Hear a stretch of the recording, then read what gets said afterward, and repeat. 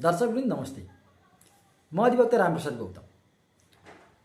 हामी धेरै सरकारवालाहरूलाई जानकारी छ, भर्खरै मात्र एसईई परीक्षाको रजिस्ट्रेसन फर्म भर्ने सम्बन्धमा उमेर हदका कारणले गर्दा एसईई परीक्षामा सामेल हुन नपाउने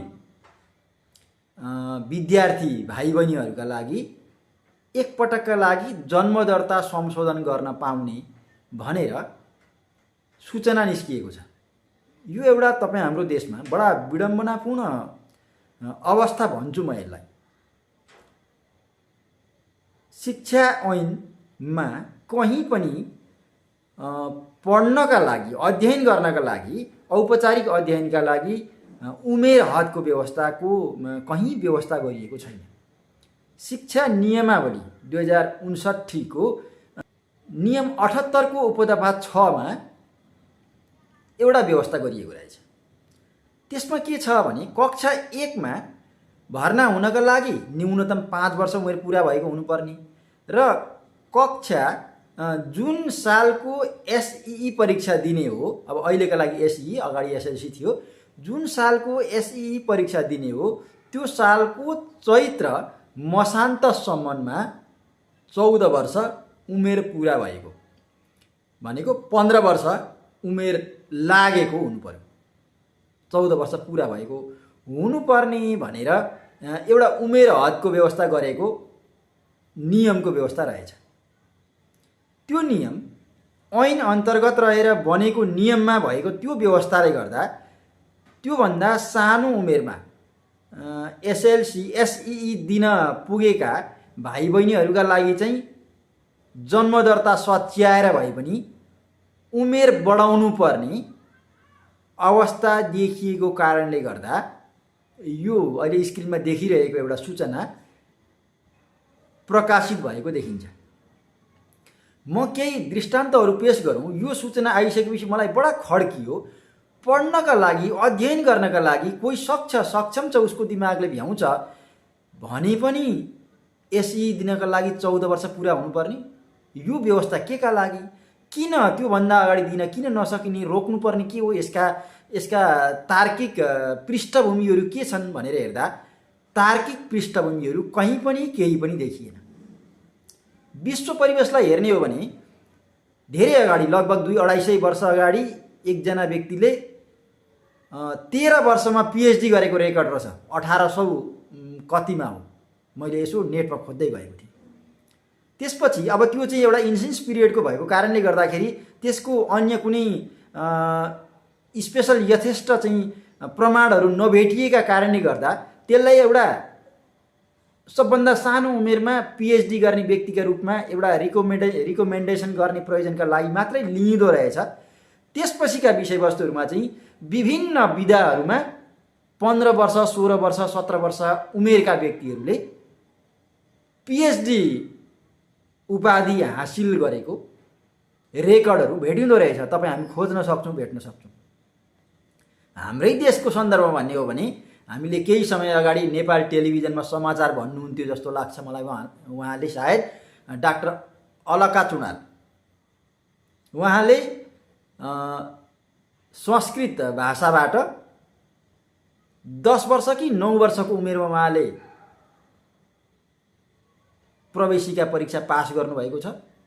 17 वर्षको उमेरमा उहाँले स्नातकोत्तर मास्टर डिग्रीको उपाधि हासिल गर्नुभएको छ। 18 वर्षदेखि उहाँले कलेजमा, आफ्नो उमेर 18 वर्ष हुँदाखेरि उहाँले कलेजमा प्राध्यापन पेसा सुरु गर्नुभएको थियो। मैले यो एउटा अनलाइन खबरको समाचार, उहाँको विषयमा लेखिएको समाचारको सानो टुक्रो हालिदिएको छु।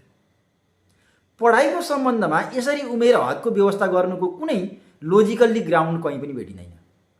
त्यो व्यवस्था नियमले किन गरेको भन्ने कुराको कुनै तार्किक तात्विक मतलब छैन जस्तो मलाई लाग्छ।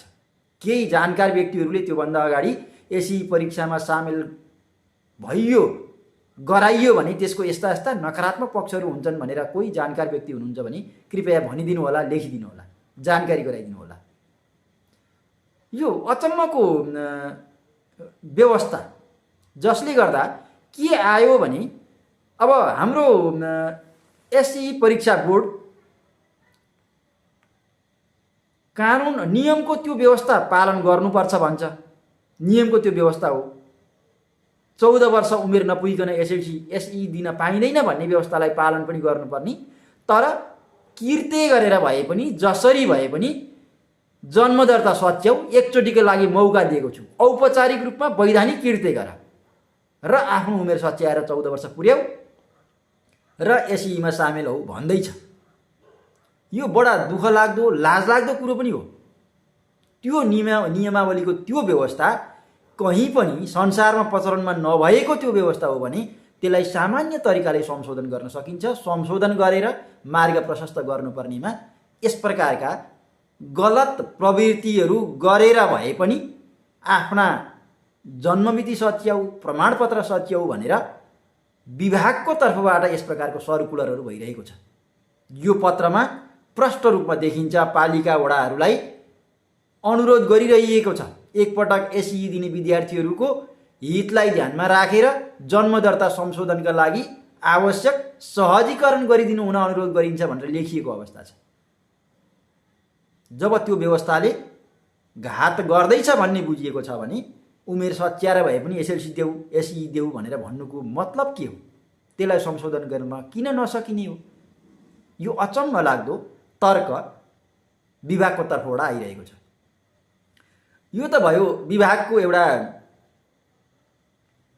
साह्रै कहीँ पनि कुनै पनि तरिकाले तर्कसङ्गत नदेखिने प्रकृतिको प्रवृत्ति भनौँ।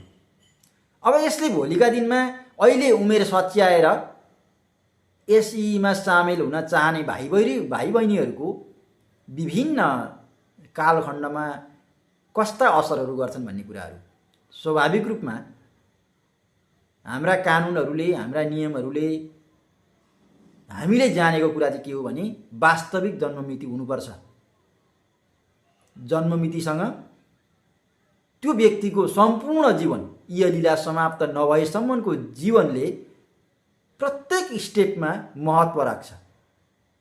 एउटा व्यक्तिलाई हामीले 13 वर्ष 12 वर्षमा एसएलसी दिने उमेरमा पुगेछ, ऊ एसईमा पुगेछ, उसको 2 वर्ष उमेर हद बढाएर हामीले 14 पुर्याइदिउँ र एसईमा सामेल गरायौँ भने भोलि त्यो मान्छेले कहीँ नोकरी खान गयो, एकछिनको लागि उदाहरणको लागि 60 वर्ष उमेर हद छ, उसले वास्तविक उमेर 62 वर्षसम्म नोकरी गर्न पाउने भयो। कतिपय अवस्थामा गर्न बाध्य हुने भयो भन्नेसम्मका अवस्था पनि आउन सक्छन्। उमेरका आधारमा चाहिँ यो काम गर्नै पर्छ भनेर कानुनले बाध्यकारी व्यवस्था गरेको अवस्थामा गर्नुपर्ने बाध्यता हुन सक्छ। त्यसै गरेर सुविधा लिने सन्दर्भहरूमा अहिलेकै जस्तो हामी ज्येष्ठ नागरिक सामाजिक सुरक्षाका कुराहरू गर्छौँ, ती कुराहरू 2 वर्ष अगाडि नै प्राप्त गर्ने भयो। हाम्रा कारणले राज्यले नै औपचारिक रूपमा घोषणा गर्दैछ, तिमी सच्याउ, तिमी आफ्नो वास्तविक उमेरभन्दा 2 वर्ष जेठो बनाऊ आफूलाई र एसईमा सहभागी बन भन्दैछ। त्यो 3 न 13 को कुनै बिना तुकको त्यो नियमलाई संशोधन गर्दैन, तर उमेर सच्याउ, गलत काम गर, किर्ते गरेर भए पनि परीक्षामा सामेल हौ भन्दैछ। यो तर्कको कुनै एउटा आधारशिला छैन। भइरहेको यो व्यवस्थालाई सरक्क संशोधन गरेर मार्ग प्रशस्त गर्न सकिने अवस्थामा यति जटिल यो विषय, यो सामान्य विषयलाई यति जटिल किन बनाइराखिएको छ भन्ने कुरा मेरो चाहिँ दिमागमा आइरहेको छैन। त्यसैले गर्दा आज मैले यो सामग्री निर्माण गरेँ। यस सम्बन्धमा पीडित हुनुहुनेहरू मैले उल्लेख गरेका अलावा यसरी उमेर सच्याएर भोलिका दिनमा आउन सक्ने अन्य विभिन्न प्रकारका अप्ठ्याराहरूको बारेमा थप केही जानकार हुनुहुन्छ भने लेखिदिनु होला। र मैले अघि अनुरोध गरेँ यस्तै फेरि पनि म अनुरोध गर्न चाहन्छु, 14 वर्षभन्दा मुनि उमेरको व्यक्तिले एसईमा सहभागी भयो भने उनलाई उसको स्वास्थ्यमा, शरीरमा, वृद्धि विकासमा, वृत्ति विकासमा, भविष्यमा कहाँ के असर पर्छ, नकारात्मक असर के पर्छ, जानकार व्यक्तिहरूले लेखिदिनु होला। आजको सामग्रीबाट बिदा हुन्छु। नमस्कार।